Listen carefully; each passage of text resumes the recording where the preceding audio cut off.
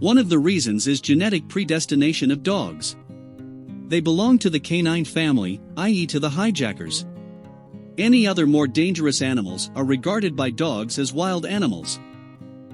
Particularly insecure dogs of combatant breeds, when bred Yaki Zakriluvsia pevni features. These dogs are aggressive against other species of animals, even against people who appeared suspicious to them. Representatives of the breeds of dogs are also a threat to cats. The next reason for the dislike of cats and dogs can be mutual incomprehension. Dogs are very communicative, and their genes historically reflect a desire to communicate with a wide spectrum of the animal world, including humans themselves. Dogs, in contrast to cats, live by play. Cats, on the other hand, are by nature observant and unique in their contacts. Not uncommon is the proverb, "A cat that wanders on its own." The dog, having accepted the cat, tentatively runs to it, sensing its curiosity and desire to make contact. The cat lunges for the cat, which generates more interest on the part of the dog, and at the same time the thinking instinct is activated.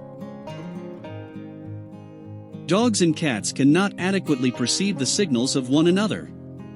The dog wagging its tail shows interest and expresses delight. A similar signal in a cat is a sign of anxiety or fear. Dogs by nature are very emotional and noisy, but cats, on the other hand, if they show emotions, they are very quiet. Dogs also have an associative memory. Events that they were spotted once are remembered for the whole life. A cat could once form a dog when he was a puppy. The dog saved it for the rest of its life. Thus, in his opinion, all the kittens who are trafficked in his path are to be punished. There is a version of the so-called territorial claim. Each animal claims to a certain territory, marking its territory. However, in villages as well as with many owners, cats and dogs can peacefully coexist, becoming accustomed one-to-one.